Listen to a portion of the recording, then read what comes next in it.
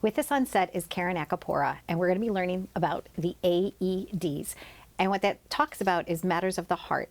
Thank you for joining us. You have such a poignant story. Tell us about how this foundation started. Almost 15 years ago, well actually it was 15 years ago, March 25th, 2000, my son Lewis was playing in his first high school lacrosse game. He was the lacrosse goalie, and he took a routine shot. He stopped the ball with his chest as opposed to his stick. The ball dropped in front of him. He took a few steps and he collapsed. Most of us assumed that he had the wind knocked out of him. However, his coach and the trainer went to him and he was not responding, and they started CPR. And by the time EMS arrived, which was about 15 minutes later, unbeknownst to us, Lewis was in sudden cardiac arrest from the blunt impact of the ball, putting his heart into ventricular fibrillation or sudden cardiac arrest. And being that there was no AED available to Lewis, he passed away on the lacrosse field.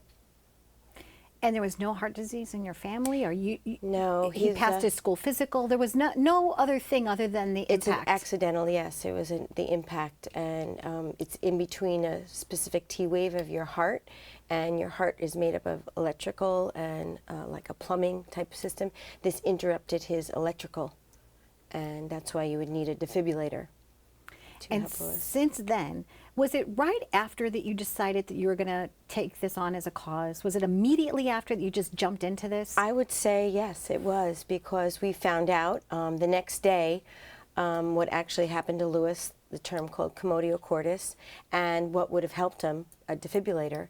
And we found out that they could absolutely be in the hands of the layperson. But it was, new technology. They were actually, in ambulances and such from 1995. So 5 years they had already been mainstream, but not mainstream enough that they were with the public. And how many of these AEDs have you helped place since that start? Thousands, right? Oh, yes. Yes, we have, because we actually implemented legislation that requires AEDs in all public schools in New York, called Lewis's Law. That happened in 2002. To date, we have 87 lives saved in New York that's State wonderful. schools. Yes, thank you. That is wonderful. It really is, and honestly, I'm sure there's much more, but that's all I can publicly document through media. So, we know that it's life-saving. It doesn't just, sudden cardiac arrest doesn't just happen in schools.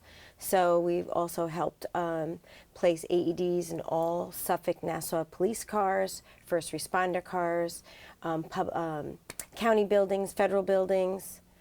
They're in, we know that they're all in airports. So there's been a lot of ripple effect from the AED legislation, so it's been good, but we still have a lot more work to do. Absolutely. And the initials AED, what does that stand for? Automatic external defibrillator. Okay. So Karen, you brought an AED with you today, correct? I did. Okay, let's take a look at that. I did. I just wanted to show you how simple and easy it is to use. They would not have put this in the hands of the public if it was not easy and safe to use. We don't need to be afraid of it, because this unit will not shock someone that doesn't need it. So basically, once you would pull this out of the wall, you would just, obviously, turn it on. Okay, great. So why don't you just turn it on and we can listen to it. Okay. And it's all voice prompted. Okay.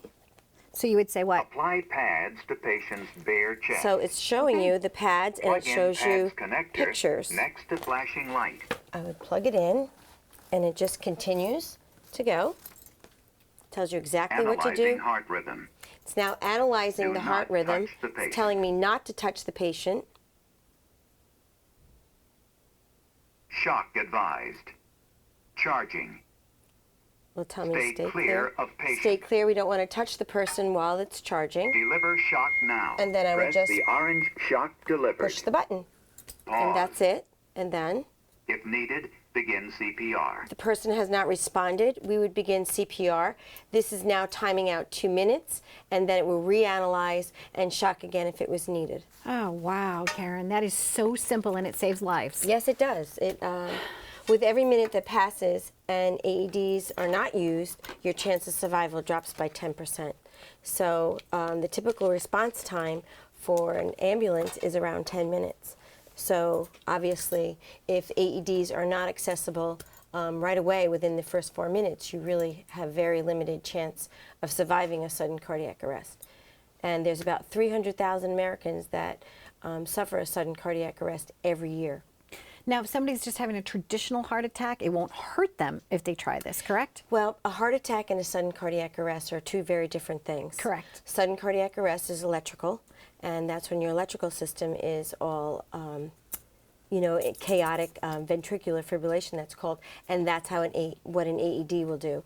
A heart attack is different. That's kind of like a plumbing problem where your arteries are clogged and typically there's warning signs. Okay. So not to say that a heart attack might not lead into a sudden cardiac arrest, but you typically have warning signs. Sudden cardiac arrest, Impact. It happens. Okay. It's sudden.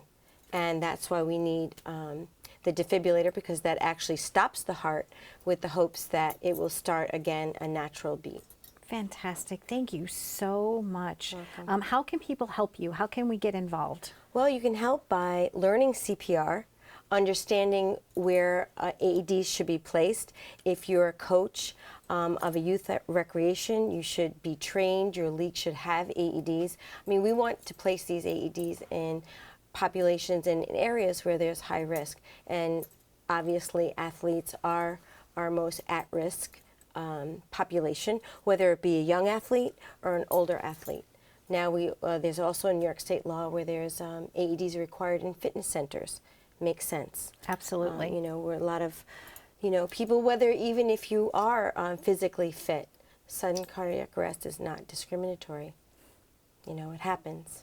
And sometimes for no reason. Yeah, and I am sincerely sorry for the loss of your son, but I celebrate you and applaud you and thank you on behalf of all the lives that you are saving. You're a wonderful person. So I appreciate that. Thank you for really making a difference. I appreciate that. Learn CPR.